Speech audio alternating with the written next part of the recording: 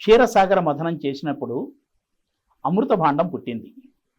ఈ అమృత భాండాన్ని సంరక్షించడం కోసమని చెప్పి సూర్యుడు, చంద్రుడు, బృహస్పతి, విష్ణువు వీళ్ళ నలుగురికి కూడా బాధ్యత ఇవ్వబడింది.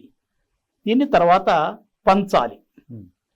ఈ పంచుకునేటువంటి సమయంలో ఈ అమృత భాండాన్ని తీసుకువెళ్ళేటువంటి సమయంలో భూలోకంలో ఒక 4 ప్రదేశాలలో అమృత భాండాన్ని తీసుకువెళ్ళేటువంటి సమయంలో భూమి మీద ఉంచారు.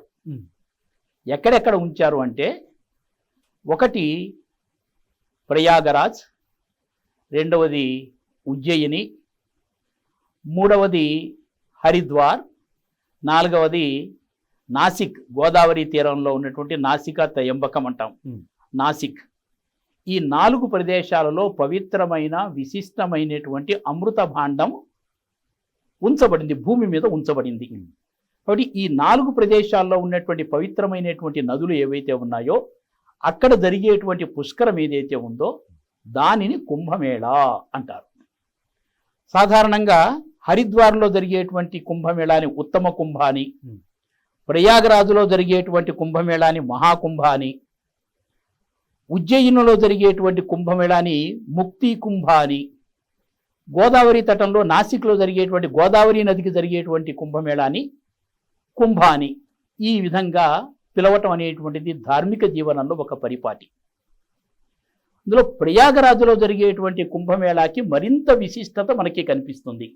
అంటే మిగిలినటువంటి పుష్కరాలకి తర్వాత కుంభమేళా జరిగేటువంటి స్థలాలకి విశిష్టత లేదని కాదు. శరీరంలో అనేక అవయవాలు ఉంటాయి, వాటిలో కూడా కొన్నిటికి విశిష్టత ఉన్నది. సర్వేంద్రియాణం నయనం ప్రధానం అంటారు, సర్వాంగాణం శిరః ప్రధానం అంటారు. అలాగే ఇన్ని కుంభమేళాల్లో ప్రయాగరాజులో జరిగేటువంటి మహాకుంభమేళా దాని యొక్క విశిష్టత ఏంటంటే, ఆ ప్రయాగ తీర్థరాజ క్షేత్రానికి ఉన్నటువంటి ఒక విశిష్టత. ప్రజాపతి బ్రహ్మ లోక కళ్యాణార్థం, లోకాలకి శాంతిని కలిగించడం కోసం అని చెప్పి అనేకమైనటువంటి యాగాలు చేసినటువంటి ఒక పవిత్రమైన భూమి అది.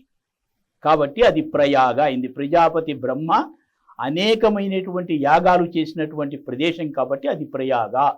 అందులో విశిష్టమైనటువంటిది కాబట్టి ప్రయాగరాజ్. రాజశబ్దం విశిష్టత అనేటువంటి తెలియజేసేటువంటిది. అలాగే ఈ ప్రయాగరాజుకి త్రివేణి సంగమం అని కూడా ఒక పేరు. పవిత్రమైనటువంటి 3 నదుల యొక్క కలయిక ఆ ప్రయాగలో మనకు కనిపిస్తుంది. ఎక్కడా కనిపించినటువంటి దర్శనమివ్వనటువంటి సరస్వతి నది ఒక ప్రయాగ క్షేత్రంలోనే దర్శనమిస్తుంది.